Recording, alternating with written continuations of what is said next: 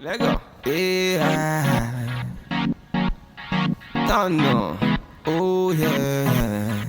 It's the original Batman. One time. Hello, everyone, and welcome back to my channel, Ashley Empowers. I'm Ashley, and thank you for tuning into this episode of Dating with Purpose. You guys, I'm so excited to be interviewing Brennae and Andrew as they share their dating with purpose journey and how God brought them together. And before we hop into today's episode, I did want to remind you guys about Carrington and I's free 5-day challenge, the Doing Dating Right challenge. This challenge is going to be phenomenal for those of you guys who want to get up out of these streets when it comes to dating. And we're literally teaching you how to do dating right so you never have to do it again. It's completely free, but since seats are limited, you have to be registered. So simply go to www.doingdatingrightchallenge.com to sign up, and we get started October 12th. And also, the link is in the description box below. Let's get into this. How are you guys doing? Great. Good. How How are you? Can we just start off by you telling people who you are and how you guys met? Okay. You want me to do it? I'll let her do it because I like to flip the story a little bit and say that she chased me down to pursue me, so I'll let her tell the truth. I'm Brennae. I'm an influencer, YouTuber, musician. This is Andrew. He's a musician. And we met actually via Facebook maybe 9 or 10 years ago. 10 years, I think. Yeah, he slid my DMs a little bit. And it's funny because I usually don't respond to DMs from guys. So I responded and we became friends. We started doing music together. And then 10 years later, here we are. Yeah. So, yeah. Okay, so Andrew, what was your twist on the story, or was that pretty much it? So pretty much I tell people that she pursued me. She reached out to me on Facebook, and I knew she wanted me from day one. And that's the end of the story, my story. Oh, okay. So you guys started off as friends. We did. Yes, I was actually in college. I had a boyfriend at the time, actually, when I met him. Yeah. And yeah, we actually started off as friends, doing music together, writing songs, all that good stuff. And then it literally was like God ordained somehow, because we just like fell in love. It was crazy. So you guys fell in love while you still had a boyfriend, or No. that point? Okay, let me make it clear. Yeah, go ahead and tell the story. So I was dating, I was dating someone in college, and he was cheating on me. It was just a hot mess of a relationship. So I actually left the school. I moved back home for a little bit, and me and Andrew, we just started like talking more. We were Skyping back then. We didn't have FaceTime. So we were Skyping, and we were playing songs, and he was just teaching me how to write and tell stories correctly. And then all of a sudden, like, I don't know what it was. Did I tell you? You actually started liking me. Yeah, I don't know. It was like my eyes were just open to him, because I never was interested at all. It's like God just took off like the blinders. And I remember before I actually fell in love with Andrew, I was telling my mom, when I was in college, I was like, Mom, there are no good guys out there anymore. There are no virgins like me. Like, it was just, I was crying, and she was like, yes, there is. There's one right up under your nose. And she was referring to him. And I was like, I don't believe that. I don't think so, blah, blah, blah, blah. And Yeah. Started talking, getting to know each other. Nice. Yeah, Okay, so you guys were both virgins when you were getting to know one another. Yeah. Yes, both of us. How old were you? Me? Well, when you guys were at this beginning phase. She was younger. I was a little older. Yeah, I was 18, and he was 21. I think 20. I was 20. I might have been 21. That's why I laughed when you asked, because it looked like you looked over here, and I was thinking about like 40-year-old virgin. I was gonna say, uh-oh. Yeah. So you guys, and I think that's a really interesting thought that you had. So at 18, you were telling your mom, there's no more good guys. There's no one that's a virgin like me. Did you know that Andrew was maintaining his virginity as well at that time? No, we were only friends. We never dove into it. Conversation like that. So I literally had no idea. Oh, wow. Okay. So were you guys purposely maintaining your virginity? Let's start with Andrew, because you were 21. Did you make a decision? What was your mindset, and what inspired that? This is funny because the story usually comes from Brennae's standpoint, but I actually had no idea what I was doing. I just had a healthy fear of relationships and a healthy fear of sex. And I know my mom didn't tolerate that. And she was the one that mainly raised me growing up. So, you know, a kid can either go two ways. They can either, especially a male, he can just say, I'm gonna sleep with everything walking. Or you get that fear that's like, I don't want to disappoint my mom. So I felt like I was still very much attached to my mom and, you know, relationships. And I didn't want to be out doing something that I thought that she wouldn't, you know, approve of. So I really had no idea what I was doing. I just, you know, never took the plunge into that. I was afraid to talk to girls and stuff. It literally just came from me not, I guess, fear. It was a fear. But Brennae actually was intentionally saving herself. But then you got to the point too where after we talked about it. No. You got to the point where you saw your friends sleeping around and you felt pressured. Yeah, I feel like God sent Brennae right at the perfect time because I was getting to that age where I'm like, okay, you know, and you get to the age where other people start asking too, like, you ain't got a girlfriend? What's going on with you? So, you know, I started having those questions in my head, like, dang, you know, all my friends are sleeping around. They have girlfriends and, you know, they were with this girl one night, this girl another night. Like, maybe that's what I should be doing. You know, I didn't really have my dad in my life to tell me what to do, what not to do.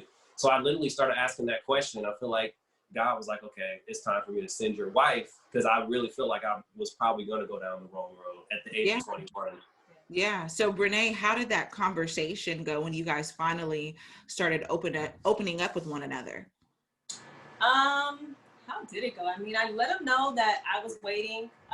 This is when we had actually started dating after the year after college. So I told him, you know, I was waiting till marriage. I didn't want to have sex before marriage. He was living in LA and I was in Atlanta.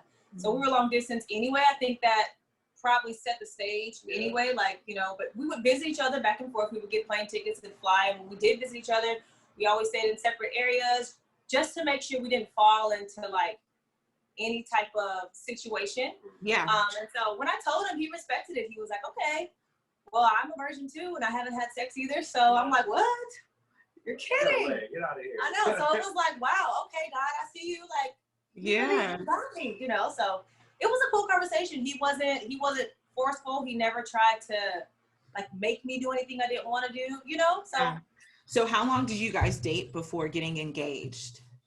2 years? No, I engaged. We dated a year before getting engaged, and then we were engaged for 2 years before getting married. Yeah. So Okay. 3 total. 3 years before marriage. So we dated a year before I proposed. Yeah. And how long have you guys been married now? 6 years. Married 6 years. Just hit 6. Okay. Yeah. So, and I know this is kind of a personal question, but I know that people watching that are in that situation where they're maintaining their virginity from a fear-based perspective, how was it transitioning into actually being married and having the ability to, you know, be one? Like, was it still, did you have that mental block, or did you notice that, okay, once you were actually married, things, you know, just kind of progressed naturally? Yeah, I'd say they progress naturally. I'd say so. I'd say for me, like our very first time was so special. And like I told you, I had no idea. I wasn't intentional. Like, you know, I'm going to wait. I'm going to wait till I'm married so I can respect my wife and I can give her something that no one else has had. You know, and that's what I'm going to teach my son now that I know that. Yeah. You know, and all the young men I come across. But for me, I feel like it really showed me why I waited and why I never crossed that line with her. Like, even if I had sex before and I had never done it with her, it still would have been like that same way. Just, it was so special for you. Yeah. And then I can see how bad I would have felt if I ever would have done that to any female. Like, just, and I didn't want anything but sex, because that's what a lot of young men just want. You know, we're not thinking about anything but sex. So I really feel like for me, once we actually had sex and we were married, it really showed me a lot. Like, wow, this is why we waited. Yeah. So Brennae, did you guys both like grow up in church? Andrew, was your mom like Christian and like don't have, you know, was that her mindset that she was trying to project on you, or? I would say so. That does happen a lot in Christian households, but more so my mom she didn't talk about it. Yeah. But I could feel like, you know, when I was in 4th grade and my sister, I didn't let her play my Xbox, and she's like, I'm gonna tell Mom you got a girlfriend, and Mom's sitting right there. So of course my mom heard that. I could just feel her disappointment a couple times. But she never made it known. But never made it known to me why, you know, why not, and this is what you shouldn't do. So I really feel like it was just more so a fear that I developed within myself. And I honestly feel like it was God preserving me You know, and he was like, and then I'm gonna teach you later why. But he just kind of had to put that fear in me up front. Me on the other hand, I grew up like, your body's a temple. You should wait, you know, and if you have sex and you run the risk of catching a disease. My mom and dad just put it out there. If you get pregnant, my mom was like, I'm telling you, the first time you have sex, you might get pregnant. From then, I was like, okay. And I knew I didn't want that, you know, so Yeah. It was kind of like, and then, you know, also God, you know, I wanted to walk and live out my life as an example. I didn't want to just be out here doing any and everything and any and everybody, you know. So yes. For me, it was like an intentional, like, my parents let me know up front, and they weren't, you know, very religious to the point where if I did have sex, they would disown me. They weren't like that, but they did let me know this is what it is. And then for him, it was more so like, it was a silent thing. Like, I want you to do it, but we're not going to talk about sex. Never talk about it. Yeah. Very interesting.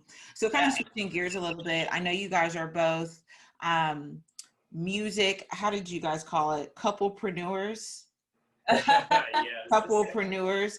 So how are you merging like your purposes and your singing and your music? How was that now that you're married?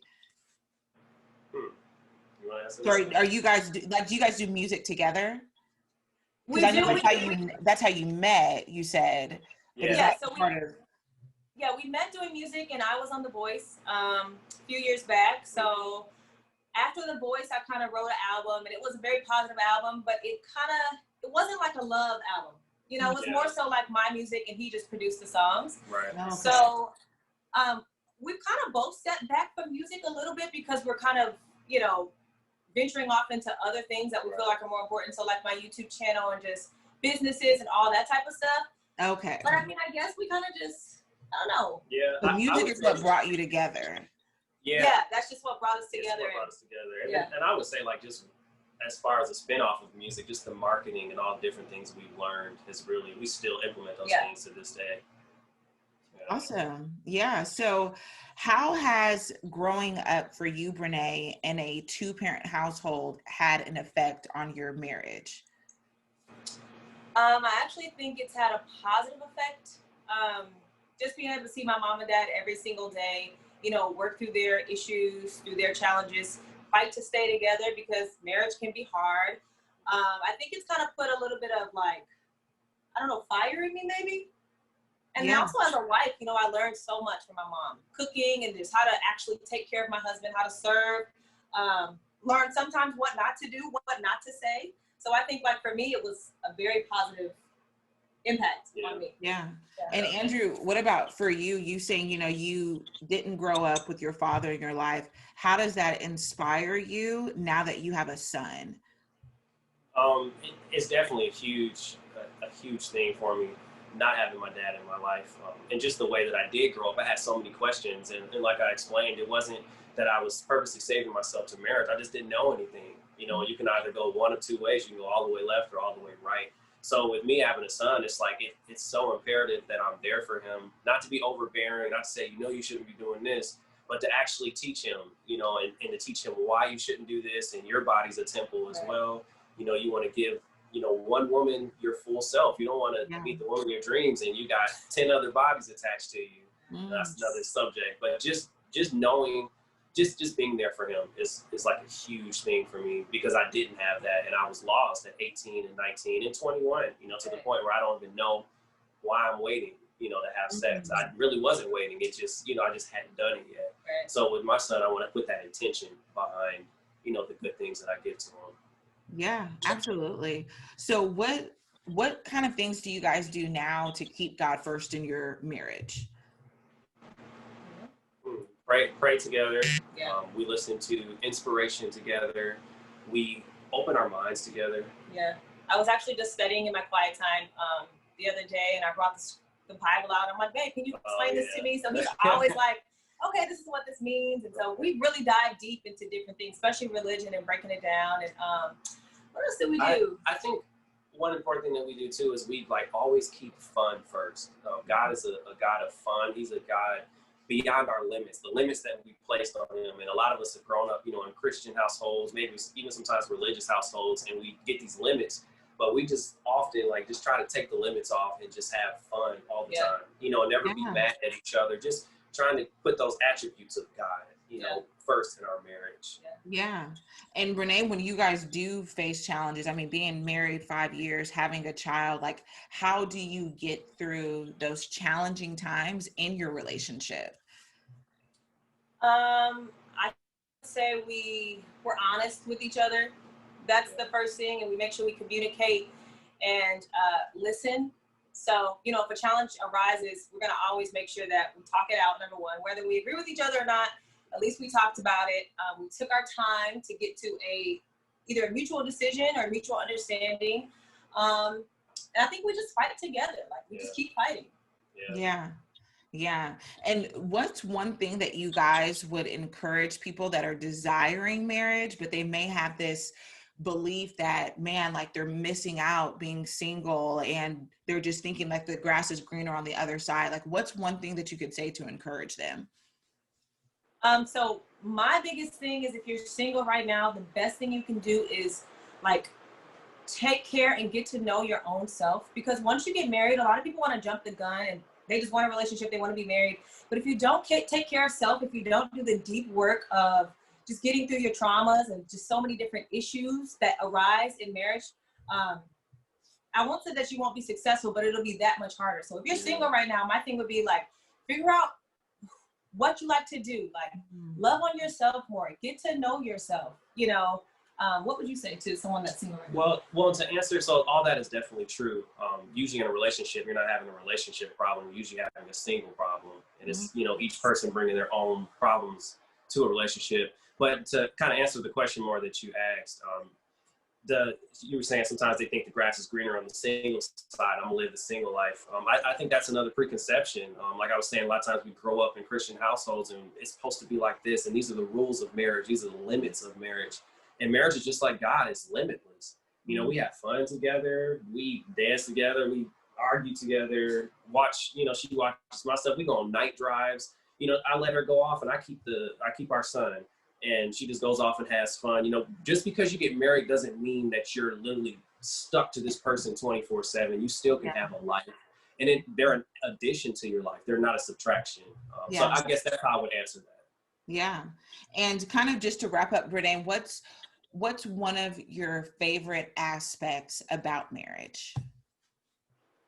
I really think it would be like having like a built-in best friend, like somebody that's always there, you know? Yeah, like if you're crying, if you're having a bad day, bestie, if you need like a drink of water, hey, best friend, like just someone that's there with you to do and fight through life with, like it's the best. Yeah. Definitely. And definitely. Yeah. So how old is you guys' son? He's 18 months, so a year and a half.